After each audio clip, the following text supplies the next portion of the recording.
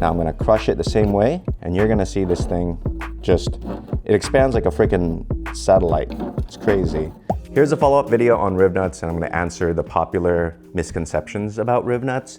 So if you didn't watch the other video, we basically drilled under my side skirt. Under my side skirt's basically flat, and I added these little things called rivnuts, and they add a thread into the side skirt so I can install things on them. So like, if I want to put a nut on here to hold, say, side skirt extension, boom, I don't need to go to the back and put a washer or a nut because everything is on here and it's nice and secured. But someone mentioned yesterday, per usual, that the FRP, or if you're installing it on plastic things like bumpers, it's weak and it can pull off.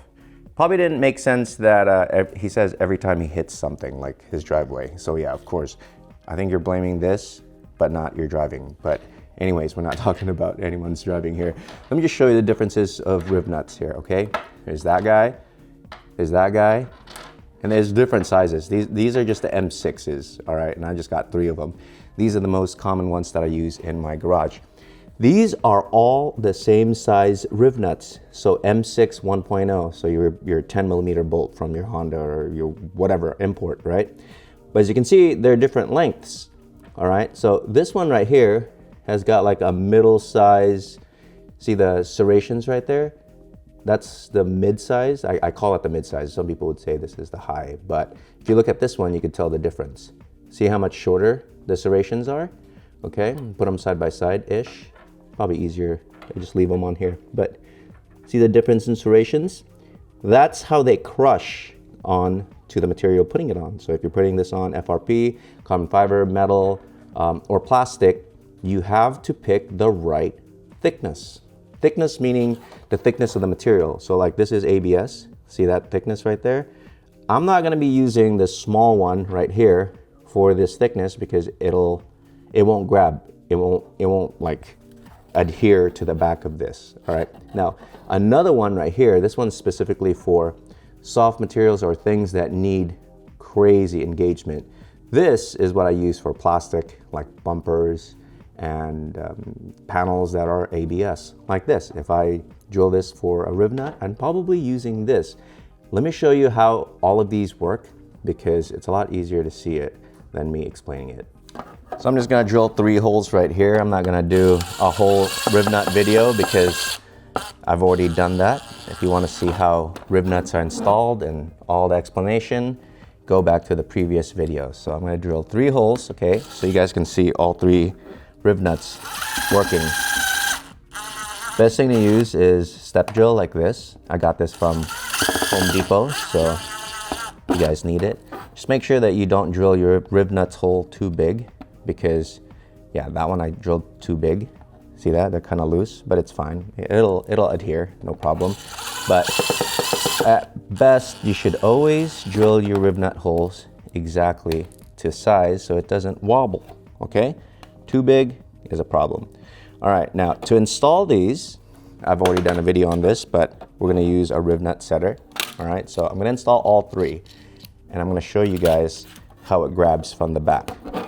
So let me see if I could remove this plastic piece. Actually, let's use this side because it's not shiny. So in the back right here, you can see the rivnut, right? Let me see if I can get a closer look. But what I'm doing is I'm just crushing it like this. And you'll see this engage, all right? So this is the short one, the one that I say, don't use it for anything thick and soft because it won't grab properly. See that? So, okay. I'm gonna remove this and show you guys the difference between all 3. And I could already see that this is not gonna work. Sorry for the crappy video, but I'm trying to do this as best as I could with what I've got. And then next, I'm gonna use the high one, the one that I said that I would use for something like this. So I'm just gonna take this, put it on here, roll it on, and then again, on the back, you see the engagement right there? Not sure if you guys can see that. I'm not sure if I'm too close actually, but the screen on my Pocket 3, I'm using my Pocket 3 right now. Okay, so I'm gonna squeeze this through. You see it already bulging, right? Okay, bulging some more. You can adjust your riv nut setter to crush more all at once, but I just have this set to a different setup right now. I'm doing like a different job. So, okay, there you go. See that? That's the engagement that you would typically want for something this thick. All right. Now, if you have, I'm removing it by doing this, by the way. Now, if we're using some crazy load, right, and you need some crazy load on plastic or carbon fiber or whatever, FRP, I use this big boy, all right? This pops on the tool exactly the same way, okay? You can do this. Now, people tell me add a washer behind the riv nut. I think that's a Band-Aid, and I don't think that's a proper way to use riv nuts.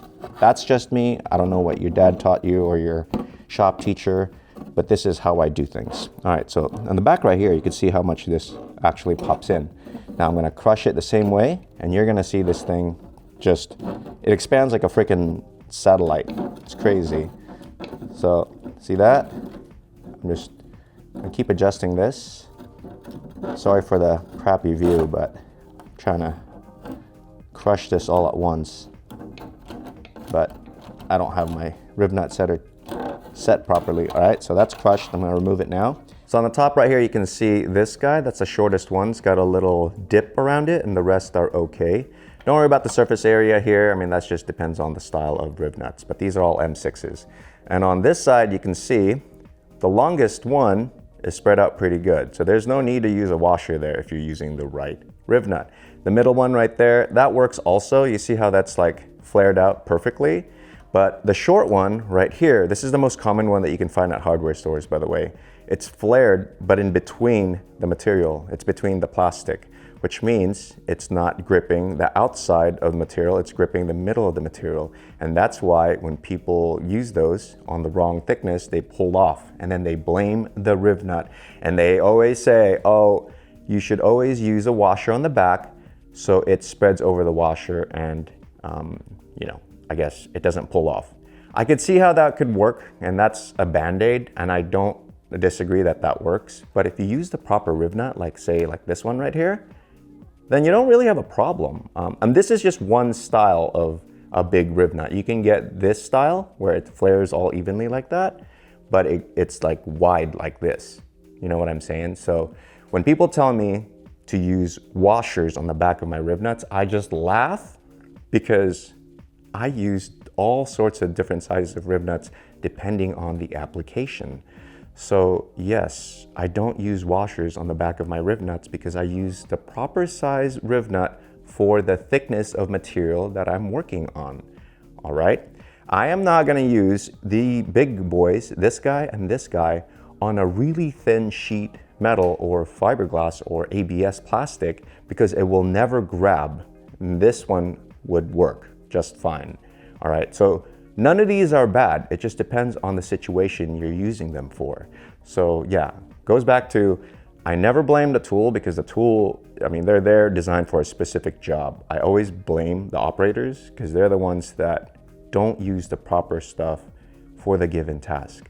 So for my side skirts right here, I didn't do any of that. I just used the proper size, which is this one, and that will never pull through because a lot of JDM manufacturers, Voltex, Veris, all those guys use the same style riv nuts for their carbon and FRP parts.